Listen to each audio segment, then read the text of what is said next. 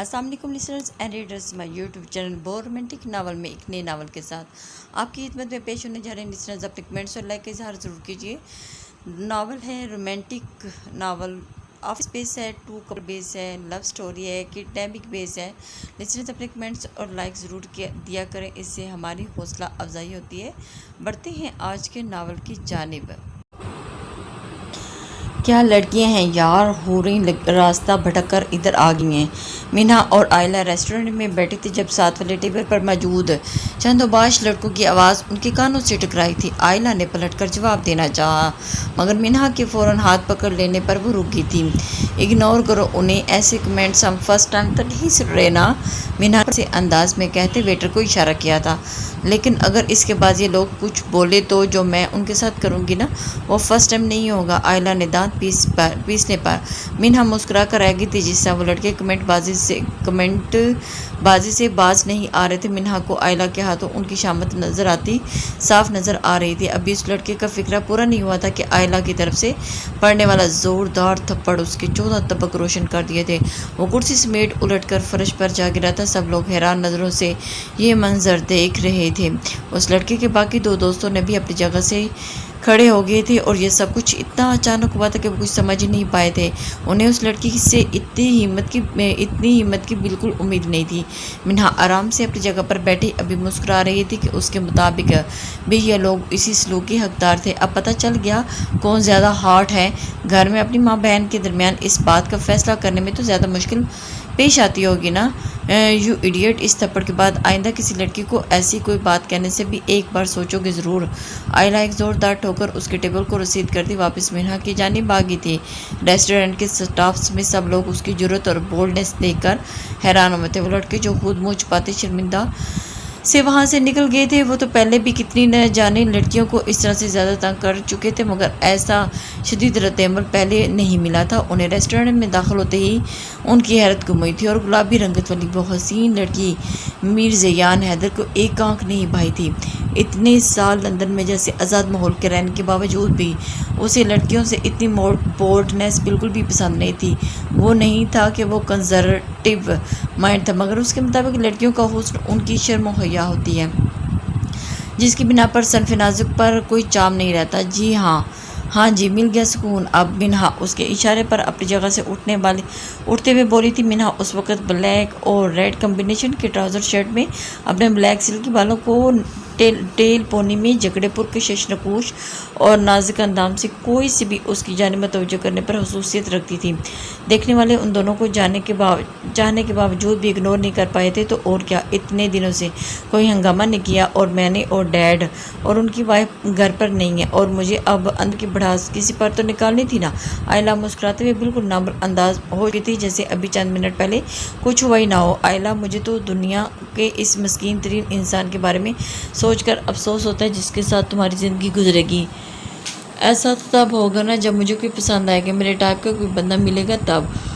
और जहाँ तक मेरा ख्याल है ऐसा मुमकिन ही नहीं है। आयला सनग्लासेस आंखों पर चढ़ाते हुए, इकराम अंकल और उनके वाइफ ने कब वापस आना है? काफ़ी लंबा ट्रिप नहीं हो गया उनका इस बार? आयला के चेहरे का रंग उन दोनों को जिक्र सुनते ही बिगड़ गया था। आज आना है वापस शायद, मगर मैं तो चाहती हूँ ना आई है। अच्छे भले सुकून से ज़िंदगी गुजर गई उनके बगैर मेरे दिन। आयला हमेशा की नौबत से उन दोनों की बात करते बोली थी और मिन्हा का उसी टाइम मोबाइल बजा था। दूसरी जानिब जो बात कही गई थी, मिन्हा होशी से खिल उठी। आयला, पापा जाने की कॉल आई थी, वो पाकिस्तान वापस आ चुके हैं और मुझे मेरा इतना शानदार रिजल्ट आने की खुशी पर डिनर दे रहे हैं। I am so happy. Okay, कल मुलाकात होती है तुमसे। मिन्हा की खुशी उसके चेहरे से छलक रही थी। आयला से मिलती वो अपनी गाड़ी की जानिब बढ़ गई थी। आयला दिल से उसकी खुश रहने की दुआ करती। एक हसरत भरी निगाह भरकर रह गई थी उसके दिल में। वो भी चाहती थी कि उसके साथ भी इसी तरह उसके मामा पापा उसके साथ ऐसा ही करें, उसकी खुशियों में ऐसे ही सेलिब्रेट करें। लेकिन ऐसा कभी भी नहीं। एक उसके डैड थे जो अपनी दूसरी बीवी के साथ ट्रिप एंजॉय करते शायद भूल ही चुके थे कि उनकी एक बेटी भी है। जैसे हर चीज़ उन दोनों दोस्तों के पास वाफिर मकदार में थी, वही रिश्तों के मामले में वो बहुत गरीब थी। मिन्हा की कुल कायनात उसके पापा जानी थे और जिनसे वो बेइंतहा मोहब्बत करती थी। आयला ने जैसे ही घर के अंदर कदम रखा, इकराम साहब और पाहिरा बेगम की बातों और मुस्कुराने की आवाज़ें उनके कानों में पड़ी, जिन्हें वो यकसर नज़रअंदाज करते अपने रूम की जानिब बढ़ी थी। आयला, यहाँ आओ। इकराम साहब की नज़र उस पर पड़ चुकी थी और उनकी आवाज़ ने सीढ़ियों की जानिब बढ़ते हुए उनके कदम वहीं रोक दिए थे। मैं थक चुकी हूँ, मुझे आराम करना है। आयला अपनी जगह पर टिक बिना रोकी मोड़ी थी, हर तरफ लहजे में बोली थी, हूँ पूरा दिन आवारागर्दी के बाद थकना ही है ना। हर जगह अपने बाप का पैसा ऐसे बर्बाद करती रही है जैसे हराम की कमाई हो। आयला का अंदाज फाहरा बेगम को अंदर तक चला गया था और वह इसी तरह उसको इग्नोर करती रहती थी क्योंकि वो उसे बिल्कुल भी पसंद नहीं करती थी और फाहरा बेगम को भी उसकी नापसंदीदगी का इजहार गाए बगाए मौका पर मौका करती रहती थी। जस्ट शट अप, मैं अब तुम जैसी औरत के मुंह नहीं लगना चाहती, इसलिए मेरे बारे में बकवास करने की कोशिश मत करना। आयला तैश में आते फाहरा बेगम के करीब आकर उंगली उठाकर उन्हें वार्न करती बोली थी, आयला तुम्हारी बदजुबानी दिन ब दिन बढ़ती जा रही है। आयला के इतने सख्त अल्फाज पर इकराम साहब अपना गुस्सा कंट्रोल नहीं कर पाए थे और उनका हाथ उठा था और आयला के गाल पर अपना निशान छोड़ गया था। आयला कितने ही लम्हे अपने गाल पर हाथ रखे सकते कि आलम में अपने डैड की जानिब देख रही थी जिन्होंने आज तक कभी भी उस पर एक बाप होने का मान नहीं बख्शा था। हमेशा उस औरत के आगे ही उसे जलील किया। एक इसी बात की कसर रह गई थी आपकी जानिब से, आज आपने वो भी पूरी कर दी। ये बात हमेशा याद रहेगी, आपने इस औरत के हाथ मुझ पर हाथ उठाया। आयला आंखों में आंसू लिए बेदर्दी से रगड़ते हुए दुख भरी नज़रों से इकराम साहब की जानिब देखती रही। वहाँ से निकल गई थी और इस बार उसका रुख बाहर की जानिब था। इकराम साहब को एकदम अपनी गलती का एहसास हुआ और उन्होंने आयला पर हाथ नहीं उठाना चाहिए। इससे पहले कि वो आयला के पीछे जाते वो हमेशा की तरह फाहरा बेगम ने उनके कदम वहीं रोक दिए थे और वो नहीं चाहती थी कि इकराम साहब अपनी बेटी के प्यार में पागल हों।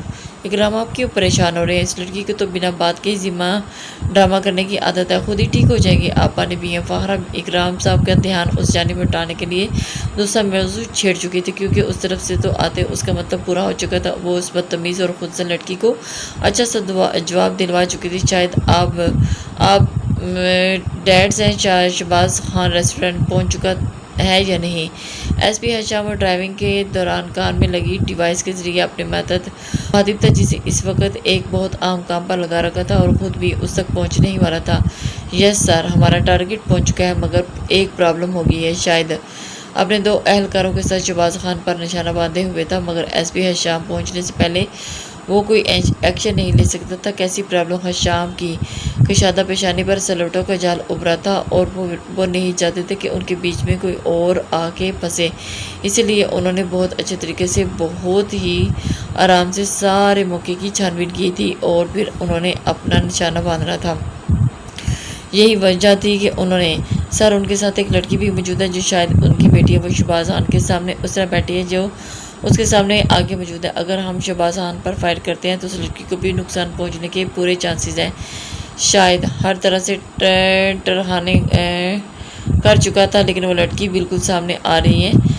मैं बस पहुंचने वाला हूँ, मेरे आने तक कुछ मत करना। मगर जो भी है आज बहुत दिनों के बाद हमें शहबाज खान को उसकी औकात याद दिलाने का मौका मिला है। आज उसे हर हाल में बताना होगा कि हम उसके कितने करीब पहुंच चुके हैं और ये जानने के बाद हर बड़ा हट में जो गलतियां करेगा वो हमारे लिए फ़ायदेमंद होगा। एसपी हशाम अंग्रेज़ी के लहजे में शहबाज खान के लिए नफरती जिसने पूरे मुल्क में न सिर्फ दहशतगर्दी फैला रखी थी बल्कि बहुत से लोगों की किडनैपिंग और डकैती जैसी वारदातों में भी मुलविस था। एसपी हशाम उसके खिलाफ बहुत से सबूत इकट्ठे कर चुका था मगर वो इतने ज़्यादा नहीं थे कि शहबाज खान जैसे शख्स पर हाथ डालने जाए, इसलिए उसे अभी थोड़ी सी मेहनत मज़ीद करनी थी। हम तो बेस बदल कर सबकी आंखों में धूल झोंकने की कोशिश करते हैं, ये शख्स फिर भी बच जाता है। हशाम ने शाहिद को हटाकर जगह संभालते गन का फोकस शहबाज खान पर सेट किया था मगर शहबाज खान के सामने बैठी लड़की जिसकी हशाम की जानिब बैग थी वो उस काम में रुकावट पैदा कर रही थी। वो जिस तरह बैठी थी उसके ज़रा के हिलने पर निशाना चूकर उसे गोली लग सकती थी लेकिन हशाम किसी बेगुनाह को किसी सूरत नुकसान नहीं पहुंचाना चाहता था। उसे उस लड़की का वहाँ से हटने का इंतज़ार करना था। वह एक लम्हे के लिए वहाँ से हटे तो हशाम अपना काम पूरा कर सके। ये बेवकूफ़ लड़की तो एक जगह पर जमकर रह गई है, लगता है अपने बाप के हिस्से की गोली भी खाने का बहुत शौक है इसे। काफ़ी देर इंतज़ार करने के बाद उस लड़की को डीट कर वही बैटर देकर एसपी हशाम अब खौफ का शिकार होने लगा। सर हमारे पास टाइम कम रह गया, मुझे नहीं लगता कि ये लड़की यहाँ से पहले उठेगी, हमें कुछ और सोचना होगा। शायद ने अपना हद से ज़ाहिर किया था। मैं सोच चुका हूँ कि अब मुझे क्या करना है। एसपी हशाम ने मोबाइल पर एक नंबर डायल करते हुए मोबाइल लहजे में कहा। उसकी नज़रें शहबाज खान पर टिकी हुई थी। शहबाज खान कैसे हो, कैसा चल रहा है तुम्हारा डिनर? कहीं मैंने डिस्टर्ब तो नहीं कर दिया तुम्हें? शहबाज खान ने एकदम एक दाएं बार देखते हुए उससे बात करने के लिए फ़ोन अटेंड करते हुए शहबाज खान को जो बात सुनने को मिली थी वो एक लम्हे के लिए अपनी जगह से उछल पड़ा था। कुक कुक कुक, कौन हो तुम? घबराहट और बौखलाहट में इधर उधर देखकर उसने अपनी नाम आलूदा होती पेशानी को मसला था और डर की वजह से उसने पूरा रेस्टोरेंट ही बुक करवा लिया था। उसने लाडली बेटी मिन्हा की ज़िद की थी कि उसे ट्रीट में अपने पापा जानी के साथ डिनर करना है और वो भी घर से बाहर। कहीं तुम्हारी मौत उस वक्त तुम और तुम्हारी बेटी मेरे निशाने पर हो। अगर चाहो तो इसी वक्त दोनों को ख़त्म कर सकते हो, मगर मैं तुम्हें एक मौका देना चाहता हूँ कि तुम खुद अपने तमाम जुर्मों का एतराफ़ करने पुलिस के हवाले कर दो, वरना इसके बाद मैं जो करूँगा तुम पर बहुत भारी पड़ जाएगा। यहीं से अंदाज़ा लगा लो कि मेरी पहुंच और पावर का और तुम्हारे इतने छुपने के बावजूद भी आराम से तुम्हारे सर पर मौजूद हूँ। एसपी हिशाम की बात सुनने के बाद शहबाज खान का रंग जर्द बढ़ा था। उसे डर था तो सिर्फ अपनी बेटी मिन्हा का उसके हवाले से जो मासूम बेगुनाह होते हुए भी सिर्फ उसी की वजह से आज खतरे में है। अगर वो यहाँ अकेला होता तो कभी भी इतना खौफज़दा ना होता। देखो मेरी बेटी का इसमें कोई कसूर नहीं और तुम उसे नुकसान नहीं पहुँचा सकते, इसलिए मेहरबानी करके। शहबाज खान के सामने ही चेयर पर बैठा था और मुंह पर हाथ रख के नहायत कम आवाज़ में बोल रहा था। हिशाम ने उसे किसी किस्म की हरकत से मना किया था। शहबाज खान नहीं चाहता था कि मिन्हा के सामने ज़रा सा भी खून खराब हो, इसलिए उसकी बात मानने पर मजबूर उसने हमेशा को मिन्हा को सब लोगों से छुपा कर ही रखा था ताकि उसके दुश्मन मिन्हा को किसी किस्म का नुकसान पहुँचा सके। बाबा जानी आप फिर मोबाइल पर बिजी हो गए, ये टाइम सिर्फ मेरा है, सो इस मोबाइल को बंद करें और मेरी बात सुने। शहबाज खान से बात करते हैं शाम के कानों में एक बहुत धीमी मुतरन्नम सी नस्वानी आवाज़ टकराई थी।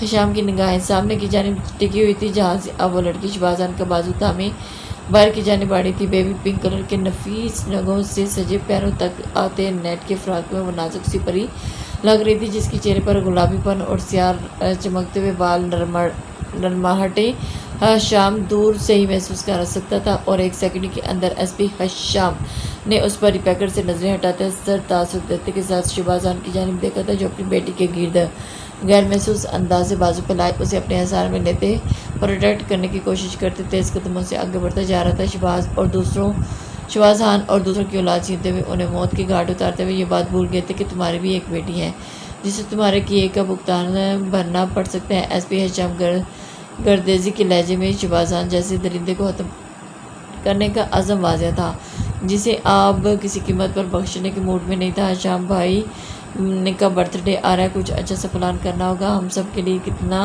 करते हैं, इस बार हम उन्हें ज़बरदस्त सरप्राइज़ देंगे। वैसे भी इस बार तो ज़ियान भाई भी हैं और ज़्यादा मज़ा आएगा। ज़ियान लाउंज में मुरजमान यंग पार्टी को मुखातिब करते हुए एक्साइटमेंट से बोली थी, वाओ ज़ोया ज़िंदगी पहली बार कोई ढंग की बात की है तुमने, आइडिया तो बहुत ज़बरदस्त है। वासे ने ज़ोया का मजाक बनाते हुए साथ साथ उसकी बात की तायद भी की थी। मैं हमेशा ऐसी ही बातें करती हूँ मगर तुम्हारे इस भतीजे को घुसती नहीं। ज़ोया ने भी उसे मुँह चढ़ाते हुए अच्छा बस यार तुम बस अब शुरू मत हो जाना, हम वाकई कुछ दिन के लिए हमारे पास है। अच्छा कुछ अच्छा सा प्लान करते हैं। रमजान इन दोनों को टोकते हुए चोंचे लड़ाने से एक रेस किया था। सब लोग ज़ोरों शोर से हिशाम को सरप्राइज़ देने के बारे में डिस्कस करने लगे थे और वहीं बैठी फ़ायका हिशाम को एक खूबसूरत सा गिफ्ट देने के बारे में सोचते मुस्कुरा कर रह गई थी। अहम ये अकेले किस खुशी में मुस्कुराया जा रहा है, हमें भी तो पता चले हिशाम भाई को क्या स्पेशल गिफ्ट देने के बारे में सोचा जा रहा है। फ़ायका को मुस्कुराते देखकर सभा छेड़ने से बाज नहीं आई थी। जी नहीं, ऐसी कोई बात नहीं है। सबको अपनी जानिब मुतवज्जो देखते हुए फ़ायका गड़बड़ाते हुए बोली थी, क्योंकि इन शैतानों की टोलियों के सामने कोई बात कहना अपनी शामत बुलाने के मुतरादिफ था। सब लड़कियों को दूसरी जानिब मुतवज्जो देखकर तैमूर ने पॉकेट में आर्टिफिशियल चिपकली निकालकर अपने सामने बैठी बिस्मा के पाँव के पास रख दी थी। बिस्मा ये देखो तुम्हारे पाँव में क्या है। तैमूर के पास इतने कहने की देर थी कि पूरा लॉन्च यूँ से गूंज जाता। सब लड़कियाँ जिस स्टार के बारे में उछल कर अपने कपड़े झाड़ती थी वहाँ मौजूद तैमूर वहाँ से और हिशाम से अपनी हंसी रोकना बहुत मुश्किल हो गया था। यार तुम लड़कियों को क्या बनेगा, एक बेजान सी चीज़ से कोई ऐसे इतना डर कैसे सकता है, मेरी तो समझ से बाहर है भाई। तुम लोग ऐसे कैसे ड्रामा लगा लेती हो। अरे तैमूर ने हंस कर दौरे होते हुए दूर फेंकी छिपकली को उठाकर उनके सामने किया था, जिसे देखकर सब लड़कियां अपना इस तरह से बेवकूफ़ बनाए जाने पर खूनख्वार नज़रों से उसे घूरती मारने को लगी थी। और अब की बार चीखें गूंजने की बारी तैमूर की थी क्योंकि वो सब पर हमलावर हो चुकी थी। ये मंजर गजदेजी वाला था और जहाँ हर तरफ खुशियों का डेरा था उस घर में रिश्तों के लिए प्यार मोहब्बत और सबके दिलों में कुट कुट भरा हुआ था। सुलेमान गर्देजी 5 बहन भाइयों में सबसे बड़ा था और उन तीनों की औलादें थी और उन सबसे बड़ी बेटी अंबर थी और उसके बाद एहतशाम और सबसे छोटी जोया। सुलेमान साहब के बाद बुल्किस बेगम थी जिनकी शादियाँ हैदर लगारी से हुई थी। बुल्किस बेगम की कुछ साल पहले डेथ हो चुकी थी और उनका एक ही बेटा था मीर ज़ियान लगारी। तीसरे नंबर पर हमदान गर्देजी था जिसका सबसे बड़ा बेटा हशाम गर्देजी था और उसकी छोटी बहन छोटी रिमशा थी। जाहिद गर्देजी भाइयों में सबसे छोटा था और उनके 4 बच्चे थे, वलीद, तैमूर, सबा और बिस्बा। वलीद और अंबर के 2 साल पहले शादी हो चुकी थी और एक बहुत प्यारी सी बेटी लाइबा थी। 8 नंबर पर साहिर बेगम थी जिसकी शादी ताहिर अहमद से हुई थी और उनके 2 बच्चे वासे और फायका। बड़ों की रस्मबंदी से हशाम और फायके की बातें हो चुकी थी। हशाम की जानिब से तो फायका को कभी कोई खास रिस्पांस नहीं मिला था मगर फायक दिल ही दिल में उसे बहुत पसंद करती। फायका उसे दिल ही दिल में बहुत पसंद करती थी लेकिन हशाम के रिजर्व से अंदाज को देखते वो कभी कभार उसे बात करने की हिम्मत नहीं कर पाई थी। सुलेमान साहब ने सब बहन भाइयों को बहुत मोहब्बत और शफकत के साथ जोड़कर रखा हुआ था। वो उन सब के लिए बाप का दर्जा रखते थे जिनका हर फैसला बिना चूचना के मानीदा खानदान के हर फर्द पर जायज़ था। इसलिए गर्देजी विलाव में इन सब के लिए जन्नत से कम नहीं था। मिनहा चेंज करके सोने की तैयारियां थी जब उसे आयला की मेड की जानिब से मैसेज मौसूल हुआ जिसे पढ़ते मिनहा बगैर उसे अपने हुलिया की परवाह किए परेशान सी बैठ की रखी शाल उठाते हुए बाहर की जाने बढ़ी थी और साथ ही आयला को मेड की कॉल करके उसे आयला को ड्राइवर एड्रेस पूछने को कहा था जिसके मुताबिक आयला इस वक्त किसी पार्टी क्लब में मजबूत थी। मिनहा ड्राइवर को वहां जाने की हिदायत देती गाड़ी में जा पहुंची थी। जब भी आयला गुस्से और डिप्रेशन में थी वो अपने हवास खो बैठती थी। मिनहा ही उसे हर हाल से संभालती थी, कभी भी उसे अकेला नहीं छोड़ा था इसलिए वो जल्द से जल्द आयला के पास पहुंच जाना चाहती थी। गाड़ी को रुकते ही मिनहा वह निकली क्लब की जाने बढ़ी थी मगर अंदर से पुलिस एहलकारों को निकलता देखकर मिनहा का दिल आयला के हवाले से बेचैन हुआ था। मिनहा चेंज करके सोने की तैयारियों में थी जब उसे आयला की मेड ने जाने मैसेज मौसूल हुआ था जिसे पढ़ते मिनहा बगैर ही अपना हुलिये की परवाह किए परेशान सी बेड पर रखी शाल उठाते बाहर की जाने भागी थी और मेड को कॉल करके वापस पहुंची थी। वो जल्द से जल्द आयला के पास पहुंचना चाहती क्योंकि जिस क्लब का नाम उसे बताया था वो काफ़ी बदनाम जगह मशहूर थी। गाड़ी के रुकते ही मिनहा ने बाहर निकलते ही मीन क्लब की जानी पड़ी थी और मगर अंदर ही पुलिस कारों को निकलते उसका दिल बेचैन हुआ था। पुलिस की नज़र से बचाती अंदर की जानी पड़ी थी लेकिन फासले पर खड़े एसपी हशाम गर्देजी की नज़र उससे वो नहीं बच पाई थी।